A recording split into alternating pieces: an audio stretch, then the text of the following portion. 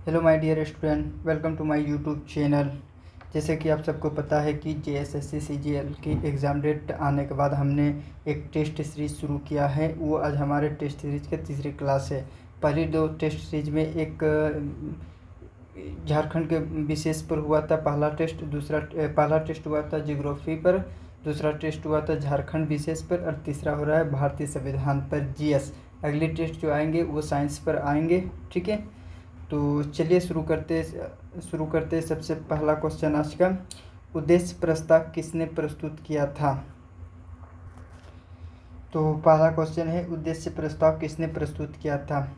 ए जवाहरलाल नेहरू ने, बी मोतीलाल नेहरू ने, सी BR Ambedkar, D सरदार भाई पटेल। ठीक है, सबसे पहले उद्देश्य प्रस्ताव के बारे में बात करते हैं। तो इसको प्रस्तुत किया था 13 दिसंबर 1947 को प्रस्तुत किया था। और इसको कब स्वीकार किया था, इसको एक्सेप्ट जो किया था वो 22 जनवरी 1947 को। ठीक है, इसको प्रस्तुत किया था जवाहरलाल नेहरू ने। तो इसका सही उत्तर ए होगा। चलिए अगले क्वेश्चन की ओर बढ़ते। संविधान सभा की प्रथम बैठक कब हुई थी। तो ए 11 दिसंबर 1946, बी 12 दिसंबर 1946, सी 9 दिसंबर 1946, डी इनमें से कोई नहीं। तो संविधान सभा की प्रथम बैठक 11 दिसंबर 1946 की हुई थी और इसमें हमारा अस्थायी अध्यक्ष चुना गया था सच्चिदानंद सिन्हा को। ठीक है, चलिए तीसरी क्वेश्चन में आते हैं। प्रारूप समिति में कौन सा एक सदस्य शामिल नहीं था। प्रारूप समिति यानी ड्राफ्ट कमेटी के बारे में बात कर रहे हैं। तो ड्राफ्ट कमेटी, ठीक है, ड्राफ्ट कमेटी प्रारूप समिति यानी इसको इंग्लिश से ड्राफ्ट कमेटी कहते हैं। कमेटी, इसका गठन कब हुआ था। तो इसका गठन 29 अगस्त 1947 को। इसका अध्यक्ष कौन था, इसका अध्यक्ष BR अम्बेडकर। इसमें कुल 7 सदस्य थे। ठीक है, 7 सदस्य थे। 7 सदस्य के नाम लिखता हूँ, आप लिख लीजिएगा। सबसे पहले तो अम्बेडकर साहब हो गए हैं, जो ये अध्यक्ष भी थे इसके। दूसरा बात करते हैं गोपाल स्वामी अयंकर। तीसरा हो गया सर अल्लादी कृष्ण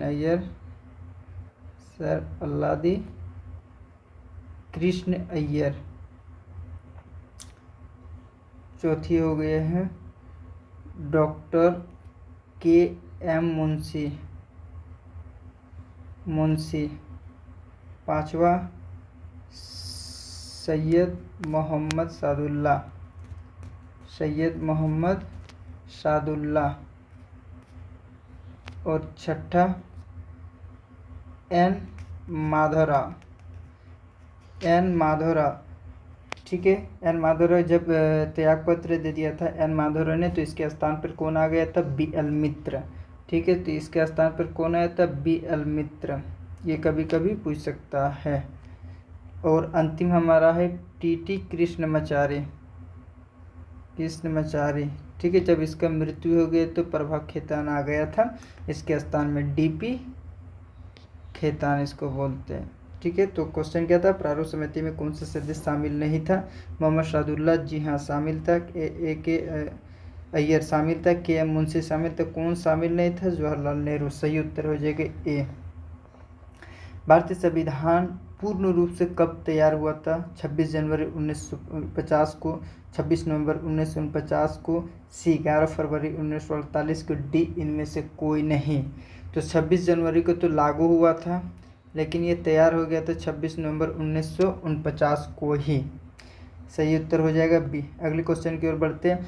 भारत सरकार द्वारा राजकीय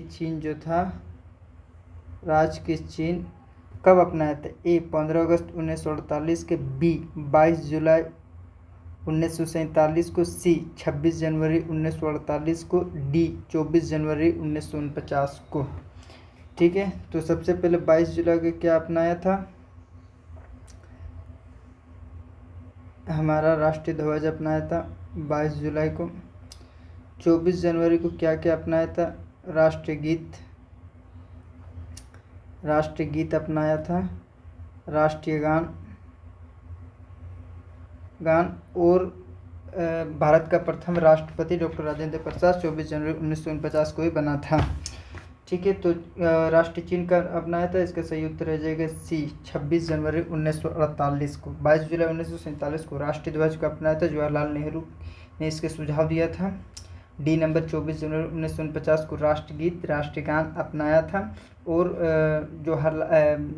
भारत के प्रथम राष्ट्रपति जो थे डॉक्टर राजेंद्र प्रसाद इसी दिन शपथ लिए थे। अगले क्वेश्चन की ओर बढ़ते।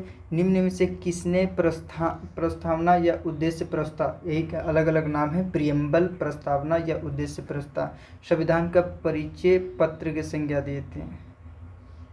इसने परिचय पत्र कहने का मतलब संविधान का जो परिचय है ये उद्देशिकाएं या प्रस्तावना या प्रियम्बल में ही छिपा है। किसने कहा था ये? ए जवाहरलाल नेहरू ने, बी अम्बेडकर ने, सी बी एन राव ने और डी एन ए पालकीवाला ने। तो जवाहरलाल नेहरू ने इसको पेश किया था, अम्बेडकर ने आर्टिकल 32 को संविधान का आत्मा कहा, बी एन राव से कोई मतलब नहीं, इसका सही उत्तर हो जाएगा डी। अगले क्वेश्चन की ओर बढ़ते हैं। भारतीय संविधान के कौन सा भाग संविधान का आत्मा कहा जाता है? संविधान का आत्मा कहा जाता है। ए मूल अधिकार, बी उद्देशिका, सी राज्य के नीति निर्देशक तत्व, डी मूल कर्तव्य। ठीक है, फंडामेंटल राइट्स, प्रियम्बल, डीपीएसपी या फंडामेंटल ड्यूटीज। तो संविधान का आत्मा, इसका सही उत्तर हो जाएगा उद्देशिका। उद्देशिका ही प्रस्तावना कहा जाता है। ठीक है, अगर कन्फ्यूज हो, अगर एग्ज़ाम हॉल में अगर हिंदी वर्ड ना समझ में आए तो इंग्लिश वर्ड देख लिया करें। जैसे उद्देशिका कहीं लिखा रहेगा, कहीं पर प्रस्तावना लिखा जाएगा, इसका एक इंग्लिश वर्ड होता है प्रियम्बल। ठीक है, तो इसका सही उत्तर हो जाएगा बी, संविधान के आत्मा कहलाता है। अगले क्वेश्चन की ओर बढ़ते। भारतीय संविधान के भाग 2 में, हमारा संविधान में मूल संविधान में कितने भाग थे? 22 भाग थे। अब कितने भाग हो गए वो आप कमेंट सेक्शन में बताना। ठीक है, तो भारतीय संविधान के भाग 2 में किन अनुच्छेद में नागरिकता ठीक है, नागरिकता संबंधी प्रावधानों का उल्लेख है? ए आर्टिकल 12 से लेकर 35 तक, बी आर्टिकल 36 से लेकर 51 तक, या सी आर्टिकल 5 से लेकर 11 तक, डी इनमें से कोई नहीं। ये क्वेश्चन इंपॉर्टेंट हो जाता है क्योंकि अभी जो हाल ही में बांग्लादेश चर्चा में रहा है, बांग्लादेश से भारत आ रहे लोग, तो नागरिकता से संबंधित क्वेश्चन बन सकता है। तो ये इस दृष्टि से करंट में भी चल रहा है तो वो पूछा जा सकता है। तो ए 12 से लेकर 35 तक ये तो फंडामेंटल राइट से हैं, यानी मूल अधिकार है। ठीक है, भाग 3 में, ये भाग 4 में है, भाग 4 में ये डीपीएसपी है। ओके, और ये सही उत्तर हो जाएगा 5 से 11 नागरिकता से संबंधित कानून कौन बनाता है? तो ये संसद बनाता है कि किसको समाप्त करना है, देना है। ओके, अगले क्वेश्चन की ओर बढ़ते। अनुच्छेद 44 किससे संबंधित है? ये भी इम्पोर्टेंट है। ठीक है, मैंने जब जेपीएससी के एग्ज़ाम दिया था तब ये क्वेश्चन भी आया था, और ये इम्पोर्टेंट इसलिए भी क्योंकि मैं जैसे पिछले ही क्वेश्चन में बताया था कि अभी ये न्यूज में भी चल रहा है, ये अभी न्यूज में चल रहा है क्योंकि 44 जो है ना, आर्टिकल 44 अभी उत्तराखंड ने हाल ही में लागू किया है और गोवा में पहले से ही लागू है, इसलिए ये न्यूज़ में अभी चर्चित है। ये क्या बात पर जोर देता है? आर्टिकल 44 ए समान नागरिक संहिता, समान नागरिक संहिता मतलब यूसीसी मतलब यूनियन सिविल कोड। ठीक है, उसके बाद बी ग्राम पंचायत का गठन, सी महाभियोग, डी इनमें से कोई नहीं। तो ग्राम पंचायत के गठन ये डीपीएसपी है, ये आर्टिकल 40 में है, महात्मा गांधी के जोर दिया था इसमें। महाभियोग आर्टिकल 61 में है, आर्टिकल 61 महाभियोग के द्वारा राष्ट्रपति को उसके पद से हटाया जाता है। वो कैसे हटाया जाता है वो हम आगे बात करेंगे। तो इसका सही उत्तर क्या हो जाएगा? ए समान नागरिक संहिता। समान नागरिक संहिता कहने का मतलब कि पूरा देश में एक ही नागरिक का मान्यता होगा, सभी एक है, भारत में जितना सब एक है, एक नज़र से देखा जाएगा, भेदभाव नहीं होगा, ये होता है। अब अगली क्वेश्चन, संवैधानिक उपचार का अधिकार किस अनुच्छेद में है? सबसे पहले संवैधानिक उपचार कहने का मतलब कि अगर किसी व्यक्ति को फंडामेंटल राइट का हनन हो रहा है तो वो उपचार के कहने का मतलब इलाज, उसके इलाज के लिए वो सुप्रीम कोर्ट भी जा सकता है और हाई कोर्ट भी जा सकता है, कहीं भी जा सकता है। और इसमें जो हमारा अधिकार दिया है वो कौन सा आर्टिकल में दिया है वो पूछ रहा है। तो article 21, B article 32, C article 14, article 17। Article 17 में क्या है? अस्पृश्यता का अंत यानी छुआछूत का अंत करना है। इसमें विधि के समझ क्षमता, विधि के समझ मतलब कानून के समझ सभी को बराबर हक दिया जाए, ठीक है। आर्टिकल 21 में जीवन का अधिकार है, तो सही उत्तर क्या हो जाएगा? आर्टिकल 32। आर्टिकल 32 को B.R. अम्बेडकर ने संविधान का आत्मा भी कहा है, क्योंकि आर्टिकल 32 ये नागरिकों को ये ताकत देता है कि यदि किसी भी कारणवश उसके फंडामेंटल राइट का हनन हो रहा है, जैसे एक एग्जांपल लेते हैं कि किसी सार्वजनिक स्थान में या सार्वजनिक कुआं हो या तालाब हो, अगर किसी को नहाने से मना कर देता है, प्रतिबंधित कर देता है, तो वो व्यक्ति डायरेक्ट सुप्रीम कोर्ट भी जा सकता है या हाई कोर्ट भी जा सकता है। ये अधिकार दिया है आर्टिकल 32 में, इसीलिए B.R. अम्बेडकर ने इसे संविधान का आत्मा भी कहा है। अगले क्वेश्चन की ओर बढ़ते हैं। भारतीय संविधान का मैग्ना कार्टा संविधान के किस भाग को कहा जाता है? ए भाग 2 को, ठीक है, बी भाग 3 को, सी भाग 4 को, डी भाग 12 को, ठीक है। तो भाग 2 तो नागरिकता से संबंधित है, ये तो नागरिकता से संबंधित है। भाग 4 तो DPSP से संबंधित है।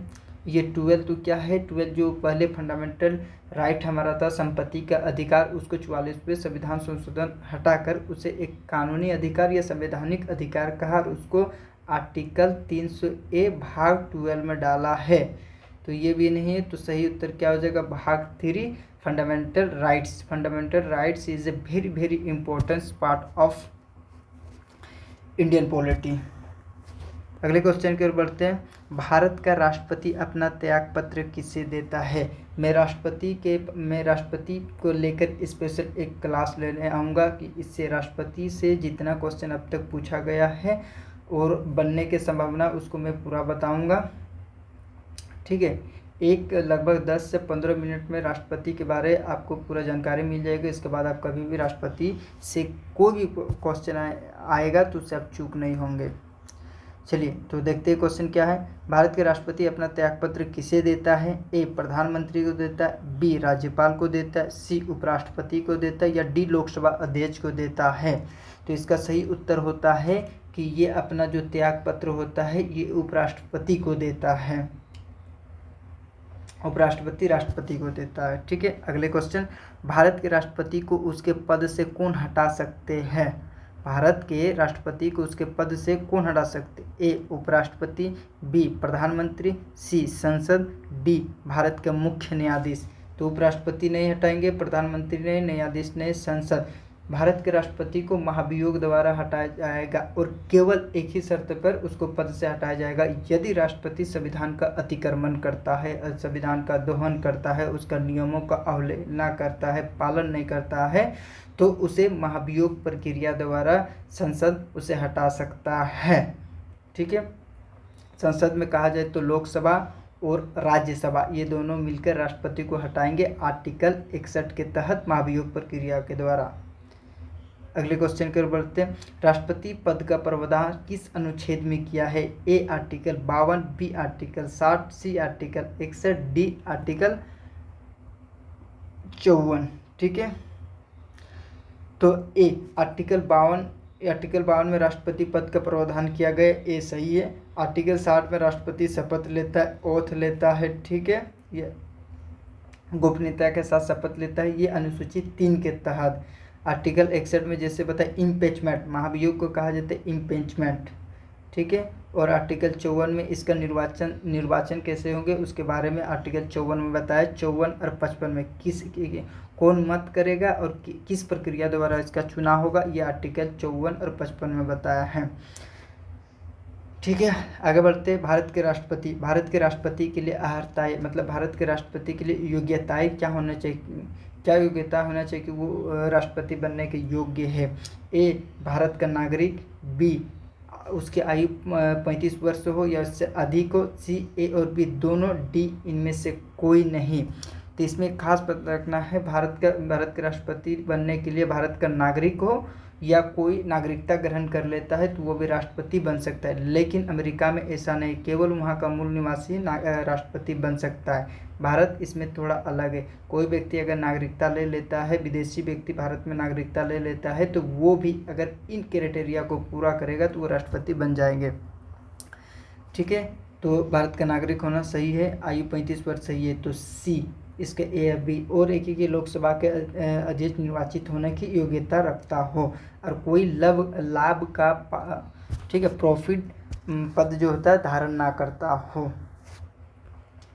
आज का हमारा अंतिम क्वेश्चन है राष्ट्रपति के क्षमादान शक्ति किस अनुच्छेद में दिया है? क्षमादान क्या कितना प्रकार के होते हैं, मैं ये किसी नेक्स्ट वीडियो में बताऊंगा कि क्षमादान क्या होता है। क्षमादान 5 प्रकार की होती है, वो क्या क्या कैसे होते हैं वो मैं बताऊंगा किसी और वीडियो में। ए आर्टिकल 72 के तहत प्राप्त है, बी आर्टिकल 123 के तहत, सी आर्टिकल 161 के तहत, और एक ऑप्शन छूट गया है तो डी मान लेते हैं, नन। ठीक है, तो आर्टिकल 31 में राष्ट्रपति को अध्यादेश जारी करने का शक्ति है। आर्टिकल 61 में राज्यपाल को क्षमादान करने का शक्ति है, राज्यपाल क्षमादान कर सकता है, इसका सही उत्तर है जगह ए। लेकिन राष्ट्रपति के क्षमादान शक्ति और राज्यपाल के क्षमादान शक्ति में अंतर है, 2 अंतर है। एक, अगर किसी व्यक्ति को फांसी की सज़ा दी गई तो वो राज्यपाल उसको क्षमादान नहीं कर सकता, वो बदल सकता है लेकिन क्षमादान नहीं कर सकता है। क्षमादान करने का मतलब, क्षमादान हो जाने का मतलब वो व्यक्ति कृत्य किया ही नहीं, कोई क्राइम किया ही नहीं, उसे छोड़ दिया जाता है। और सैन्य मामले में राज्यपाल को अधिकार नहीं होता है लेकिन राष्ट्रपति को होता है।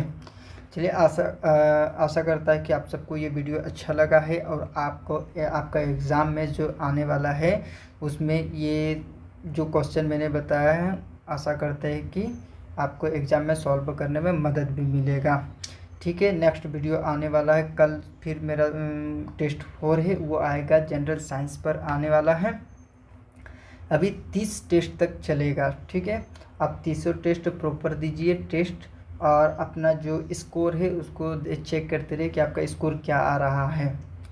ठीक है, चलिए आज के वीडियो यहीं तक समाप्त करते हैं, फिर कल न्यू वीडियो के साथ मिलते हैं। तब तक ले आप पढ़ते रहिए और धीरे धीरे अपने लक्ष्य की ओर आगे बढ़ें। जय जवाहर, जय Bharat, thank you so much.